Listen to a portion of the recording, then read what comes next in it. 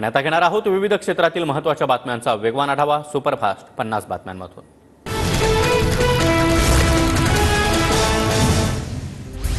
मराठा क्रांती ठोक मोर्चाच्या शिष्टमंडळानं उद्धव ठाकरे यांची भेट घेतली। भेटीआधी मराठा क्रांती ठोक मोर्चाचं मातोश्री बाहेर आंदोलन। उद्धव ठाकरेंसोबत आमची अर्धा तास चर्चा झाली। रमेश केरे पाटलांची भेटीनंतर माहिती। रमेश केरे पाटील हा भाजपचा माणूस। केरे पाटलांनी मंत्रालयाजवळ भाजपचे बॅनर्स लावले। विरोधी पक्षनेते अंबादास दानवे यांचा आरोप। मातोश्रीवर गेलेले कोण मला माहिती नाही। मराठ्यांचं आंदोलन कुठेही सुरू नाही। मातोश्रीवरील आंदोलनावर जरांगे यांची वक्तव्य। काय मला माहित नाही, जाऊ दे। मी आता सांगितलं ना, म्हणजे मी बघितलं नाही, मला माहिती नाही। मराठ्यांचं सध्या राज्यात आंदोलन नाही, मला एवढं माहिती आहे। मराठ्यांना मागणी करायचा अधिकार अवश्य आहे, नक्की आहे, त्याच्यात माझं दुमत नाही। पण अभियानात दरेकरांच्या सामील होऊन असेल तर ते आम्हाला मराठ्याला मान्य नाही, कारण मराठ्यांचं सध्या आंदोलन कुठंच राज्यात सुरू। मी मॅनेज होत नाही म्हणून दरेकर अभियान सुरू। दरेकरांनी फुल सुपारी घेतली आहे। मातोश्री बाहेरील आंदोलनावर जरांगेंची दरेकरांवर टीका। फुल सुपारी घेतली आता, पण ज्या अर्थी दरेकर गुडगुडे उभा करायला लागलाय, आता मात्र दरेकर फडणवीसांना खाली टेकविल्याशिवाय राहत नाहीत। सगळे सोऱ्याचा GR निघाला किंवा नाही निघाला तरी देखील जरांगे यांनी 288 जागा लढवाव्या। निजामी श्रीमंत मराठा गरीब मराठ्याला न्याय देत नाही, त्यांना धडा शिकवला पाहिजे। प्रकाश आंबेडकरांचं वक्तव्य। मी असं म्हणेन की सगळे सोयऱ्यांचा GR निघो न निघो, रयतेतला जो मराठा आहे, गरीब मराठा जो आहे की ज्याला निजामी मराठा श्रीमंत मराठा न्याय देत नाही आणि त्याची ओळख ही करून देण्यासाठी जरांगे पाटील यांनी 288च्या 288 जागा लढाव्यात। शिंदेंनी नाव बदलून मौलवींचा वेश घेऊन दिल्लीमध्ये शहांची भेट घेतली। शिंदेंना दाढी आहे त्यामुळे ते मौलवी शोभतात। संजय राऊतांची शिंदेंवर खोचक टीका। एकनाथ शिंदे जेव्हा जेव्हा दिल्लीला गेलेले आहेत वेगळ्या विमानतळावरून, तेव्हा ते मौलवीच्या वेशात गेले। त्यांना दाढी आहेच, पण नाव बदलून ते मौलवीच्या वेशात गेल्याची माझ्याकडे माहिती आहे। मौलवी त्यांना शोभतं ते। स्वतःला दाढी येत नाही म्हणून दुसऱ्या दाढीवाल्यावर टीका करू नये। गुलाबराव पाटलांची संजय राऊतांवर टीका। तर संजय राऊत खासदार, त्यांनी चौकशी करावी, गुलाबराव पाटलांचं आव्हान। ईशा माणसावर टीका करतायत। ही दाढीवाल्यांमुळेच तर बाळासाहेबांपासून तर आतापर्यंत ही शिवसेना वाढत आली। त्यामुळे कृपया करून तुम्हाला दाढी येत नाही म्हणून बाकी दाढीवाल्यांचा अपमान संजय राऊतने करू नये। अजित पवार वेश बदलून वेगवेगळ्या नावानं दिल्लीमध्ये गेले। सरकारनं या प्रकरणी चौकशी करून त्यांचे बोर्डिंग पास जप्त करावे। संजय राऊतांची मागणी। अजित पवार वेषांतर करून नाव बदलून दिल्लीत येतात, विमानतळावर त्यांना कोणी रोखत नाही। दोन्ही जे प्रवासामध्ये बोर्डिंग कार्ड्स किंवा ओळखपत्र वापरले ती जप्त करून अजित पवार आणि इतर काही लोकांवरती गुन्हे दाखल करून राष्ट्रीय सुरक्षा कायद्याखाली त्यांची चौकशी होणं गरजेचं आहे। नाव बदलून अजितदादा दिल्लीमध्ये कसे जाऊ शकले? अजितदादा चोरून शहांना का भेटत होते? असं काय शिजत होतं? सुप्रिया सुळे यांचा सवाल। तर मुंबई आणि दिल्ली विमानतळ त्याचबरोबर एअरलाइन्सची चौकशी करा, सुळेंची मागणी। अजित पवार बोर्डिंग पासवर नाव बदलून गेले असतील तर ती गंभीर बाब। एखाद्या VIP साठी बोर्डिंग पासवरील नाव बदलणं कायद्याचं भंग करणारं। अजित पवारांवर विचारलेल्या प्रश्नावर रोहित पवार यांची प्रतिक्रिया। अजित पवार परदेशामध्ये गेले नव्हते, संजय राऊतांच्या दाव्यावर हसन मुश्रीफ यांचं उत्तर। तर अजित पवारांबद्दल लोकांच्या मनामध्ये किती धास्ती आहे हे दिसतंय, राऊतांना टोला। संजय राऊतांना मानसोपचार तज्ज्ञाची गरज, त्यांनी तातडीनं उपचार करून घ्यावे। अजित पवार गटाच्या सूरज चव्हाण यांची टीका। 3 एकर जमीन मुंबई बँकेला नाही तर प्रवीण दरेकरांच्या घशामध्ये घालण्यासाठी दिली, राऊतांची टीका।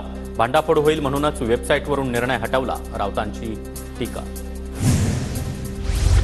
प्रवीण दरेकर अध्यक्ष असलेल्या मुंबई बँकेला 3 एकर जमीन का देण्यात येते? महायुती सरकार हे जनतेसाठी की सत्ताधारी पक्षातील आमदारांना खैरात वाटण्यासाठी? विजय वडेट्टीवार यांचा सवाल। नवाब मलिकांना मोठा दिलासा, सुप्रीम कोर्टाकडून मलिक यांचा वैद्यकीय जामीन कायम। हायकोर्ट निकाल देईपर्यंत वैद्यकीय जामीन कायम राहणार। सरकारची घोषणा लाडक्या बहिणीसाठी नाही तर लाडक्या खुर्चीसाठी। निवडणुकीच्या प्रचारासाठी माहिती सरकारी तिजोरीमधून पैसे काढले, विजय वडेट्टीवार यांची टीका। विजय भाऊ आणि नाना पटोलेंना आता खुर्चीची स्वप्न पडतात। विदर्भामध्ये एकच कार्यक्रम, भाऊ भाऊ एकमेकांना फाडून खाऊ। विजय वडेट्टीवारांच्या टीकेवर आशिष देशमुख यांचं प्रत्युत्तर। मनसेची मुंबईतील 36 पैकी 18 संभाव्य उमेदवारांची यादी समोर. शिवडीतून बाळा नांदगावकर, भायखळ्यामधून संजय नाईक, वरळीमधून संदीप देशपांडे यांचं नाव चर्चेत, तर ही यादी सोशल मीडियावर फिरणारे संदीप देशपांडेंकडून स्पष्ट. मुंबईतील रस्त्यांच्या कंत्राटावर आशिष शेलार यांनी आक्षेप घेतला, तर मागील 5 वर्षातील मुंबई पालिकेच्या सर्वच निविदांची चौकशी करा. भाजप नेते मोहित कंबोज यांची मुख्यमंत्री शिंदेंकडे मागणी. रस्ते कंत्राटावरून भाजप नेत्या आक्रमक. शर्मिला ठाकरेंनी यशस्वी शिंदेंच्या कुटुंबियांची सांतवरपर भेट घेतली. उरण हत्या प्रकरणातील आरोपींवर ठोस कारवाई करण्याची सरकारकडे मागणी. पुण्यातील भाजप आमदार सिद्धार्थ शिरोळे यांच्या विरोधामध्ये तक्रार दाखल. मुख्यमंत्री लाडकी बहीण योजनेच्या बॅनरवर फोटो लावल्याचा आरोप. बॅनरवर मुख्यमंत्री उपमुख्यमंत्र्यांसह आमदाराचा फोटो असल्यानं वाद. मीरा भाईंदरच्या उत्तनचे मच्छीमार सांडपाण्यामुळे त्रस्त. आमदार प्रताप सरनाईक आणि महानगरपालिका आयुक्त संजय काटकर यांच्याकडे व्यथा मांडली. अंबरनाथमध्ये पालिकेच्या भोंगळ कारभारामुळे कचरा कोंडी. शहरातील कचरा उचलण्याची निविदा 5 महिन्यांपासून रखडली. ठेकेदाराला वेळेत बिल न दिल्यामुळे घंटागाडी कामगारांमध्ये देखील नाराजी. नाशिकमध्ये सिटीलिंक बस कर्मचाऱ्यांच्या संपाला अखेर यश. बस चालकांच्या वेतनामध्ये 5,000 रुपयांची वाढ. धाराशिव जिल्ह्यातील गोशाळांना अनुदान देण्यासह इतरही मागण्यांसाठी गोरक्षकांचं जिल्हाधिकारी कार्यालयासमोर उपोषण. सरकारकडे प्रतिदिन प्रति गोवंश 100 रुपयांच्या अनुदानाची मागणी. छत्रपती संभाजीनगरमध्ये स्वाभिमानी शेतकरी संघटनेचं आमरण उपोषण. राजू शेट्टी उपोषणकर्त्यांना भेटण्याची शक्यता. शेतकऱ्यांच्या विविध मागण्यांवरून स्वाभिमानी संघटना आक्रमक. पीक विम्यासह अन्य मागण्यांसाठी बुलढाण्याच्या मोताळ्यामध्ये ठाकरे गटाचा मोर्चा. अतिवृष्टीची रक्कम लवकरात लवकर देण्याची मागणी. इचलकरंजी पंचगंगा नदीची पाणी पातळी सध्या स्थिर. शहराच्या मरगुबाई मंदिर परिसरामध्ये अजूनही पुराचं पाणी. नरसिंहवाडी, कुरुंदवाड, इचलकरंजीच्या ग्रामीण भागामध्ये पुराचा धोका. केरळच्या वायनाडमध्ये मुसळधार पाऊस सुरू असताना भूस्खलन. 63 जणांचा आतापर्यंत मृत्यू झाल्याचं समोर. शेकडो लोक अद्यापही ढिगाऱ्याखाली अडकल्याची भीती. राहुल गांधी, प्रियंका गांधी घटनास्थळाला उद्या भेट देणार. रत्नागिरी जिल्ह्यातील 43 धरणं 100% भरली. 75 ते 99% भरलेली धरणांची संख्या 7 वर. जूनपासून आतापर्यंत जिल्ह्यामध्ये 83% पाऊस. हिंगोलीमध्ये संततधार पावसामुळे पारोळा तलाव भरला. ओव्हरफ्लो झाल्यामुळे तलावाला धबधब्याचं स्वरूप. धबधब्यावर तरुणांची देखील गर्दी. जळगावच्या भुसावळमधील हतनूर धरणाचे 18 दरवाजे उघडले. धरणामधून तापी नदीपात्रामध्ये 1,34,402 क्युसेकनं पाण्याचा विसर्ग. नदीकाठच्या गावांना सतर्कतेचा इशारा. जळगावच्या जामनेरमधील वाकी नदीला देखील पूर. 3 ते 4 दिवसांपासून सततचा पाऊस. नदीवरील पूल नसल्यानं ग्रामस्थांचा जीवघेणा प्रवास. जळगाव जिल्ह्यामध्ये जोरदार पावसाची हजेरी. चोपडा शहरातून जाणाऱ्या रत्नावती नदीला देखील पूर. नदीकाठच्या गावांना सतर्कतेच्या सूचना.